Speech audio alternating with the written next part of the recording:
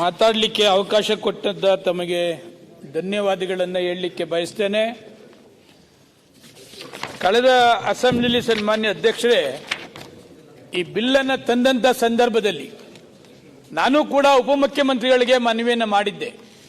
ಅಸೆಂಬ್ಲಿಲಿ ಜಾಸ್ತಿ ಚರ್ಚೆ ಮಾಡಲಿಕ್ಕೆ ಆಗೋದಿಲ್ಲ, ಸದನ ಸಮಿತಿ ಕಮಿಟಿಯನ್ನು ಮಾಡಿ ಆ ಕಮಿಟಿಯಲ್ಲಿ ಡೀಟೇಲ್ಸ್ ಆಗಿ ಚರ್ಚೆ ಮಾಡಬೇಕು ಅಂತಕ್ಕಂಥದ್ದನ್ನು ನಾನು ಕೂಡ ರಿಕ್ವೆಸ್ಟ್ ಮಾಡಿದ್ದೆ. ಅದು ಇನ್ನೂ ಅನೇಕ ಶಾಸಕರು ಕೂಡ ಮನವಿ ಮಾಡಿದರು. ಅದ್ರ ಪ್ರಕಾರ ಇದನ್ನು ಕಮಿಟಿಯನ್ನು ಕೂಡ ಮಾಡಿದರು. ರಿಜ್ವಾನ್ ಅವರ ಅಧ್ಯಕ್ಷತೆಯಲ್ಲಿ ಸುಮಾರು 17-18 ಕಮಿಟಿ ಸನ್ಮಾನ್ಯ ವ್ಯವಸ್ಥಿತವಾಗಿ ಆಗಿದೆ. ಅದರಲ್ಲಿ ನಾನು ಕೂಡ 13-14 ಕಮಿಟಿ, ಪ್ರತಿ ಕಮಿಟಿಲೂ ಕೂಡ ಇದನ್ನ ಡಿಟೇಲ್ಸ್ ಆಗಿ ಚರ್ಚೆ ಮಾಡಿದ್ದೀವಿ.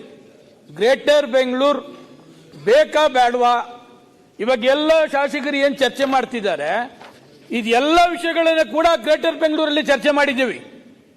ಇನ್ನೂ ಅನುಮಾನ ಬಂದಂತ ಸಂದರ್ಭದಲ್ಲಿ ಅಡ್ವೊಕೇಟ್ ಜನರಲ್ ಅವ್ರನ್ನು ಕೂಡ ಅವ್ರಿಗೆ ಮಾಹಿತಿ ಕೊಟ್ಟು ಅಡ್ವೊಕೇಟ್ ಜನರಲ್ ಕೂಡ ಸುಮಾರು 1-2 ಗಂಟೆ ಕುಳಿತು ಈ ಗ್ರೇಟರ್ ಬೆಂಗಳೂರು ಏನೇನು ಮಾಡಬೇಕು ಅಂತಕ್ಕಂಥದ್ದಿದೆ, ಏನೇನು 74 ಅಮೆಂಡ್ಮೆಂಟ್ ತೊಂದರೆ ಆಗ್ತದ, ಈ ಬೆಂಗಳೂರು ಡಿವೈಡ್ ಮಾಡಿ ಏನೇನು ತೊಂದರೆ ಆಗ್ತದ, ಇವೆಲ್ಲವನ್ನೂ ಕೂಡ ಅವ್ರ ಹತ್ರ ಡೀಟೇಲ್ಸ್ಗೆ ಚರ್ಚೆ ಮಾಡಿ ಅವರಿಂದ ಸಲಹೆಗಳನ್ನು ಕೂಡ ಇದನ್ನು ಪಡೆದಿದ್ದೇವೆ.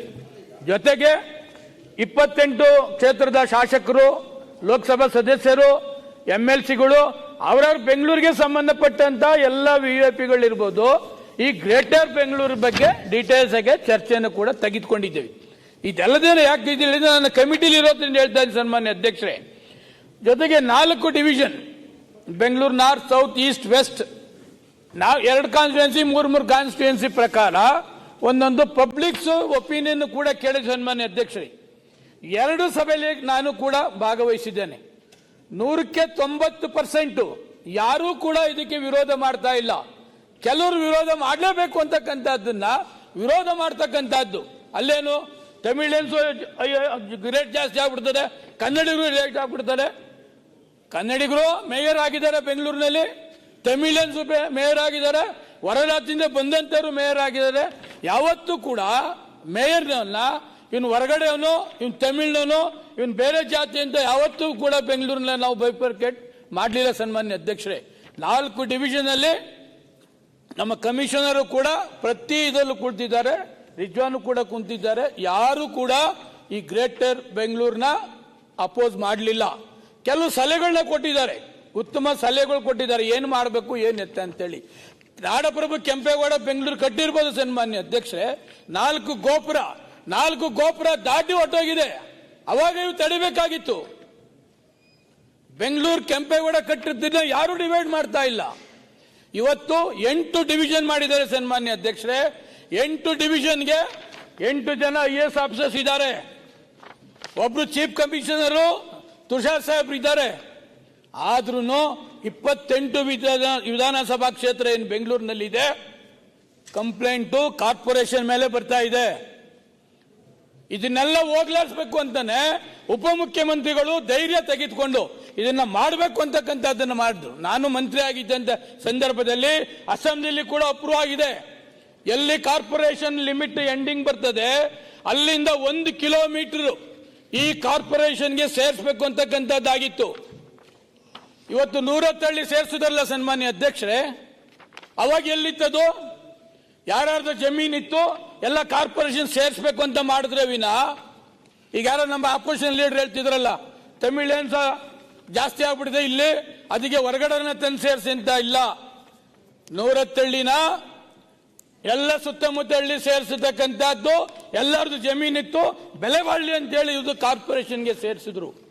ಬೆಂಗಳೂರಿಗೆ ಬೃಹತ್ ಬೆಂಗಳೂರು ಮಹಾನಗರ ಪಾಲಿಕೆ ಆದ್ಮೇಲೂ ಕೂಡ 9 ವರ್ಷ ಅದಕ್ಕೆ UGD ಇಲ್ಲ, ಅದಕ್ಕೆ ಕಾವೇರಿ ಇಲ್ಲ, ಅದಕ್ಕೆ ಎಲೆಕ್ಟ್ರಿಸಿಟಿ ಇಲ್ಲ, ಎಲ್ಲ ಇರಲಿಲ್ಲ. ಇವತ್ತು ಬೈತಿ ಬಸವರಾಜು ನಾನು ಎಲ್ಲರನ್ನು ವಿಶ್ವಾಸಕ್ಕೆ ತೆಗೆದುಕೊಂಡು ಈ 110 ಮಾಡ್ತಕ್ಕಂಥದ್ದಕ್ಕೆ UGD ಮಾಡ್ತಕ್ಕಂಥವ್ರಿಗೆ ಚಾಲನೆ ಮಾಡಿದೆ ಸನ್ಮಾನ್ಯ ಮುಖ್ಯಮಂತ್ರಿ ಸಿದ್ದರಾಮಯ್ಯನವರು.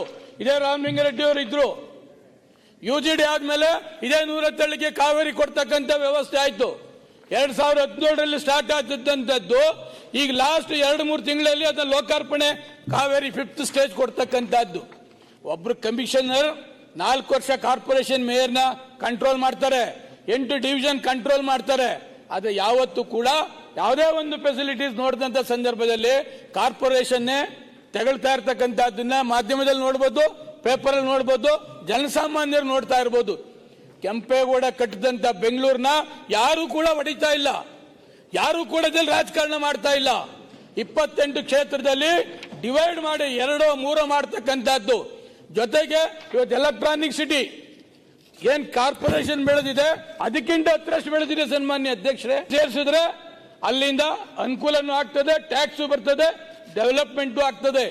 ಈ ನನ್ನ ಕಾನ್ಸ್ಟಿಟ್ಯೂನ್ಸಿಯಲ್ಲಿ 100ಕ್ಕೆ 100 ಡೆವಲಪ್ಮೆಂಟ್ ಆಗಿದೆ, ಪಂಚಾಯತಿಲಿದೆ. ಅದರ ಕಾರ್ಪೊರೇಷನ್ ಸೇರಿಸಿದ್ರೆ ತಪ್ಪೇನಿದೆ, ಗ್ರೇಟರ್ ಬೆಂಗಳೂರು ಮಾಡಿದ್ರೆ ತಪ್ಪೇನಿದೆ? ನಾವು ಹುಟ್ಟಿ ಬೆಂಗಳೂರಲ್ಲಿ ಇದ್ರೂ ಕೂಡ ಇದೆಲ್ಲ ಕೂಲಂಕುಷವಾಗಿ ನೋಡ್ಬೇಕಾಗ್ತದೆ.